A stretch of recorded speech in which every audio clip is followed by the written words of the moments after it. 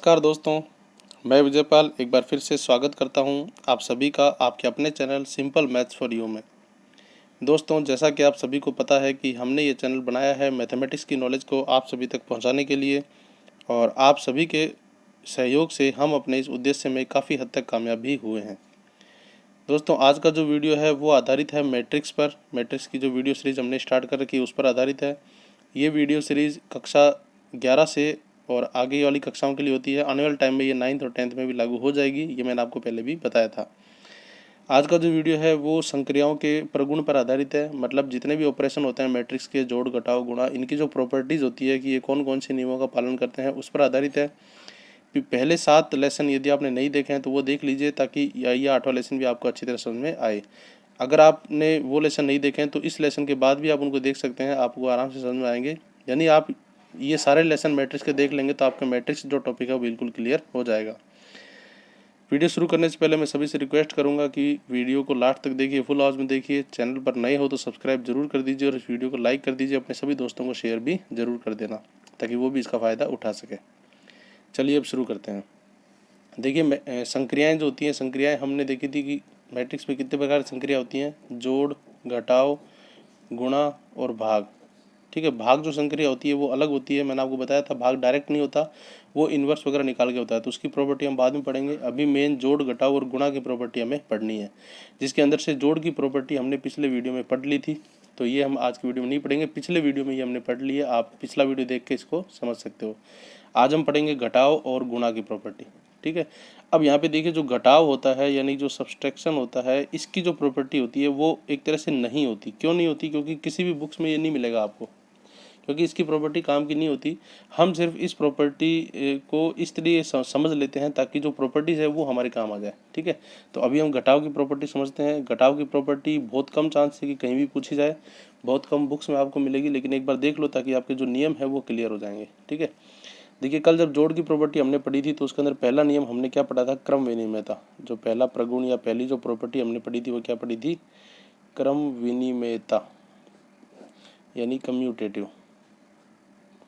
Commutative का मतलब होता है कि यदि हम क्रम बदल दें, संख्याओं की संक्रियाओं में क्रम बदल दें तो क्या फ़र्क पड़ता है या नहीं पड़ता। ठीक है, अब हम देखेंगे घटाव के लिए। तो यदि मैं ए में से बी घटाऊं, ठीक है, और यदि मैं बी में से ए घटाऊं, कोई मैट्रिक्स है ए और बी दो, मैंने ए मैट्रिक्स में से बी मैट्रिक्स घटाई और बी मैट्रिक्स में से ए मैट्रिक्स घटाई, तो क्या दोनों का उत्तर सेम आएगा? नहीं, दोनों का उत्तर सेम नहीं आएगा। तो इसका मतलब जो मैट्रिक्स की घटाव है वो क्रम विनिमय का पालन नहीं करती, यानी क्रम विनिमय का गुण लागू नहीं होता इस पर। ठीक है, ये बात आप ध्यान रखना। घटाव करते समय भी मैंने आपको बताया था, प्लस के अंदर होता है, घटाव के अंदर नहीं होता। ठीक है, दूसरा नियम था साचार्यता। दूसरी जो प्रॉपर्टी थी वो क्या थी? साचार्यता। साचार्यता को इंग्लिश में बोलते हैं एसोसिएटिविटी, यानी एसोसिएटिविटी, साचार्यता, साथ रखने का गुण। इसका मतलब क्या था? यदि हम 3 घटाव करें, मतलब a माइनस बी माइनस सी, ठीक है, और यहाँ पर भी मैंने करा a माइनस बी माइनस सी, मेरे को a में से b माइनस सी करना है। ठीक है, तो यहाँ पर मैंने क्या किया? पहले a में से b घटा लिया, बाद में c घटाया, और यहाँ पर मैंने पहले b में से c घटा लिया, बाद में a घटाया। तो क्या ये बराबर आएगा? क्या साचार्यता का गुण इसमें लागू होगा? यहाँ पे देखिए, जब आप a में से b घटाओगे तो आपके सामने एक मैट्रिक्स आएगी, और उसके बाद जब इसमें से c घटाओगे तो आपके सामने दूसरी मैट्रिक्स आएगी। यहाँ पर जब आप b में से c घटाओगे तभी आएगी। तो ये जो नियम है ये पालन। अब देखिए, यहाँ पर एक कन्फ्यूजन है।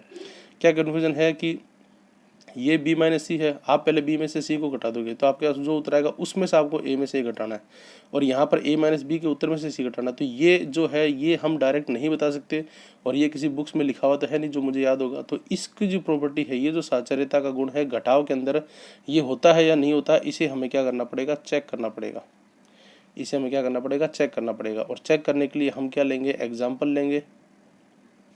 चेक करने के लिए हम क्या लेंगे? एक एग्जाम्पल लेंगे। एग्जाम्पल में के द्वारा इसे चेक करेंगे और फिर देखेंगे कि क्या ये होता है या नहीं होता। तो यहाँ पर मैं एग्जाम्पल लेता हूँ। ए मैट्रिक्स मैंने ली 2 1 0 2, कोई भी आप संख्या ले सकते हो।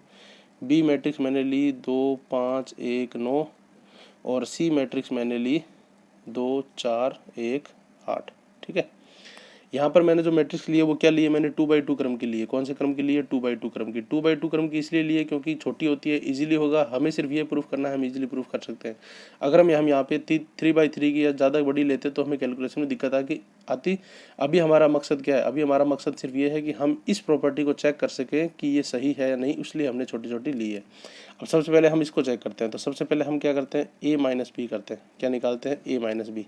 तो आप ए माइनस बी ध्यान से देखो, दोनों का क्रम सेम होना चाहिए, सेम है। 2 में से 2 गए 0, 1 में से 5 गए -4, 0 में से 1 गया -1 और 2 में से 9 गए -7। ठीक है, मैंने लिखा नहीं, डायरेक्ट घटाया। 2 में से 2 गए 0, 1 में से 5 गए -4, 0 में से 1 गया -1 और 2 में से 9 गए -7। ये आ गया ए माइनस बी। ठीक है, अब मैं यहाँ पे क्या करूँगा, अब मैं करूँगा इस a माइनस बी में से c घटाऊंगा। ये देखिए a माइनस बी अपने निकाल लिया, इसमें से c घटाना है, तो इस a माइनस बी में से c घटाना है। तो a माइनस बी तो ये रही, और इसमें से अपन को क्या घटाना है, c घटाना है। अब घटाओ, तो जब इसमें c घटाएंगे तो 0 -2 -2 -4 -4 माइनस के 8 -1 और -1 माइनस के 2 माइनस के 7 और माइनस के 8 माइनस के 15, क्योंकि ये पहले ही से ही माइनस के हैं। जब इसको हमने घटाया तो वो भी माइनस हो गए, माइनस माइनस जुड़ गए।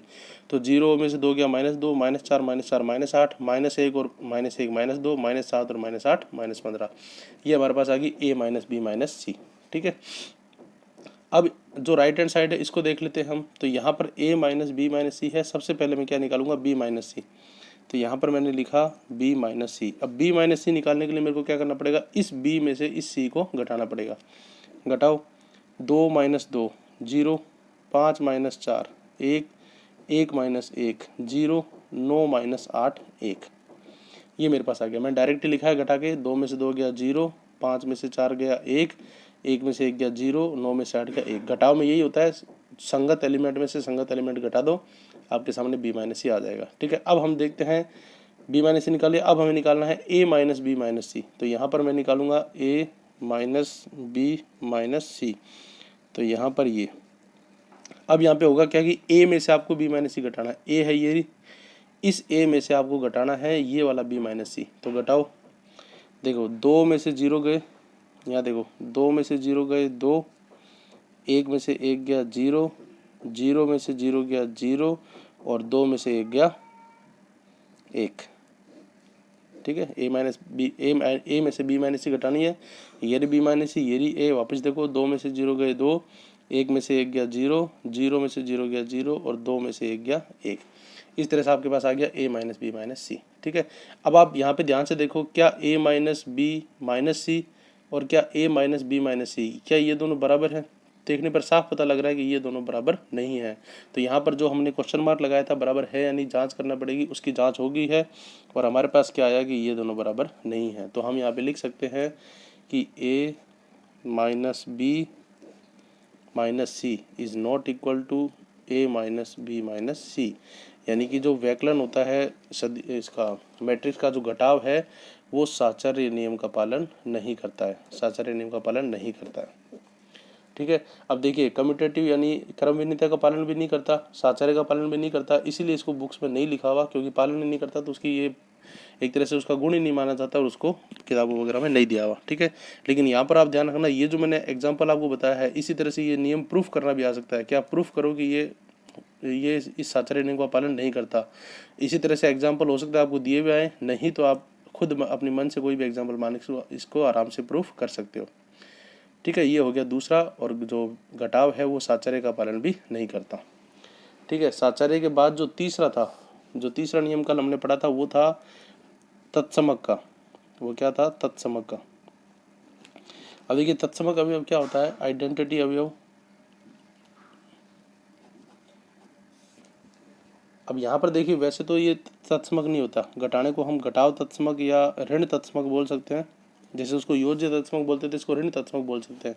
तत्समक का मतलब क्या होता है, वैसे का वैसा। मैंने आपको कल भी बताया था तत्समक का मतलब क्या होता है, वैसे का ऐसे, मतलब वही संख्या आए, मतलब क्या आए, वही संख्या आए।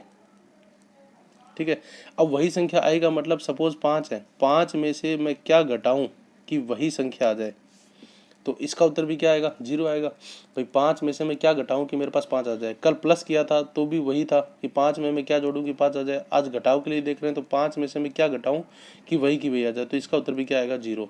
यानी ऋण तत्समक जो होता है वो भी हमेशा क्या होता है, 0 ही होता है। घटाव के लिए जो तत्समक एलिमेंट होता है वो भी हमेशा क्या होता है, 0।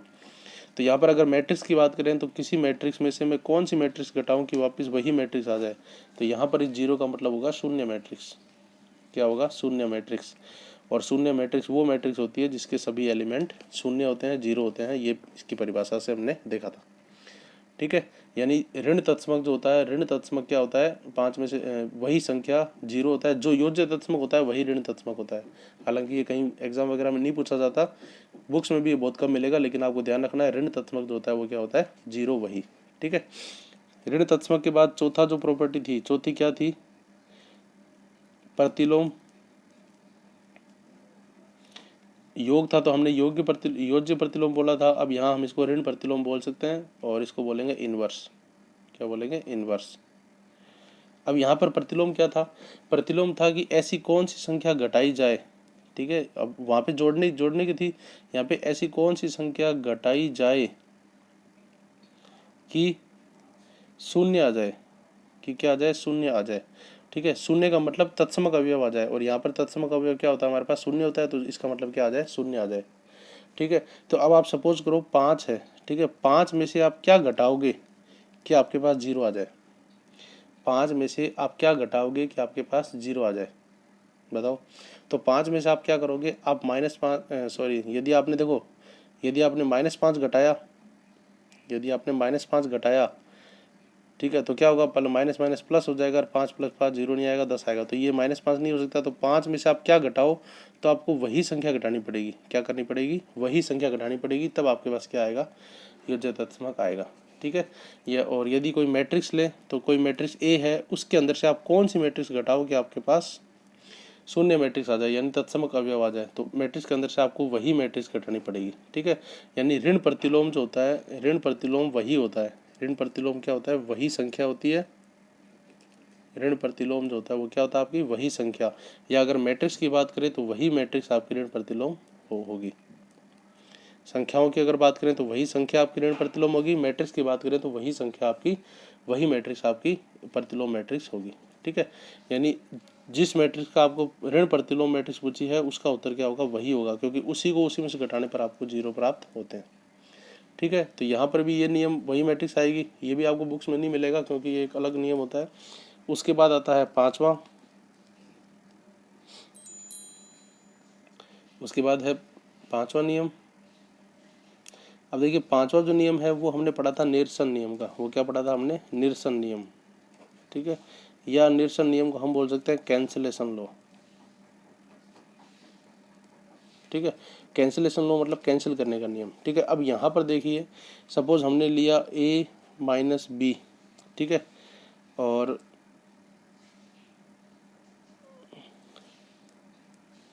बराबर a - c। सपोज हमने ये लिया कि a - b और a - c कोई दो मैट्रिक्स है जिसका घटाव क्या आ रहा है? बराबर आ रहा है। हो सकता है ऐसा, कोई बड़ी बात नहीं है। ठीक है, और यहाँ पर हम कर सकते हैं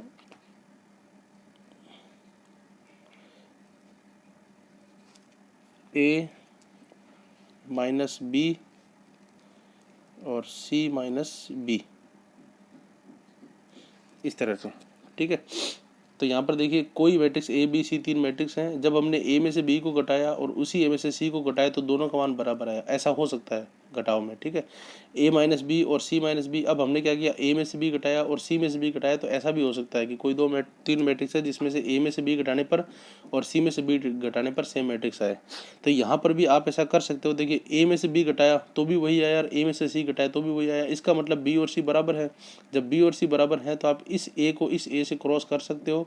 -b -c है तो -b दोनों क्रॉस हो जाएंगे, और b बराबर c आ जाएगा। क्या आ जाएगा? b बराबर c आ जाएगा। तो यहाँ पर ये कैंसिलेशन लॉ इसमें लागू होता है, तो इसे हम बोलते हैं लेफ्ट कैंसिलेशन लॉ, जैसे उसमें बोला था, यानी वाम निरसन नियम। ठीक है, और इसके बाद हम यहाँ देखें, यहाँ पर भी ऐसा संभव है कि a - b और c - b है। कोई मैट्रिक्स a में से भी घटाए, किसी दूसरी मैट्रिक्स में भी वही b मैट्रिक्स घटाई तो आंसर सेम आया, ऐसा हो सकता है। तो यहाँ पर भी क्या होगा? b से b कट जाएगा, और a और c क्या होगा? a बराबर क्या आ जाएगा? आपके पास c आ जाएगा। तो इसे हम बोलेंगे राइट कैंसिलेशन लॉ या दक्षिण निरसन नियम, क्योंकि यहाँ पर राइट वाला एलिमेंट कटा है, यहाँ पे लेफ्ट वाला एलिमेंट कटा था, इसलिए जो ये गुण प्लस के लिए था, जोड़ के लिए था, वही नियम ये माइनस के लिए है। यहाँ पे ये नियम लागू होता है, लेकिन ये नियम बहुत कम काम में आता है, इसलिए बुक्स वगैरह में से आपको ये शायद ही मिलेगा, लेकिन फिर भी आपको ये नियम ध्यान में रखना है। ठीक है, तो वही 5 नियम जो हमने जोड़ के लिए पढ़े थे, वही 5 नियम हमने घटाव के लिए पढ़े हैं। तो यहाँ पर देखिए, जो हमने नियम पढ़े उसमें साचर्य का नियम नहीं लिया, क्रम विनिमयता का लागू नहीं हुआ, साचर्यता का भी लागू नहीं हुआ। हमने एग्जाम्पल से देखा, तत्सम का वियोग वही होता है, जीरो ऋण प्रतिलोम वही मैट्रिक्स होगी, और निरसन नियम है वो लागू होता है सेम उसी तरीके से। तो इस प्रकार ये 5 नियम जो है वो घटाव के लिए भी लागू होते हैं। अब देखिए, घटाव के जो है वो क्वेश्चन में बहुत कम पूछे जाते हैं, लेकिन फिर भी आप ध्यान रखना, कभी किसी कॉम्पिटिशन सवाल में पूछ लिए तो आपके हाथ नहीं रुकने चाहिए। नियम वही है, तरीका वही है, सिर्फ क्रिया बदल जाएगी, वहाँ पे जोड़ थी, यहाँ पे गुणा है, यहाँ पे घटाव है। अगले वीडियो में हम देखेंगे कि गुणा के किस तरह से नियम होते हैं। तब तक के लिए आप बने रहिए हमारे चैनल के साथ, देखते रहिए। वीडियो को लास्ट तक देखने के लिए आप सभी का धन्यवाद। इसी प्रकार हमारे वीडियो देखते रहिए, लाइक करते रहिए, शेयर करते रहिए। चैनल पे नए हैं तो सब्सक्राइब जरूर कर दीजिए, ताकि आपको हर वीडियो का लाभ मिल सके। मिलते हैं बहुत जल्द अगले वीडियो में, तब तक के लिए धन्यवाद।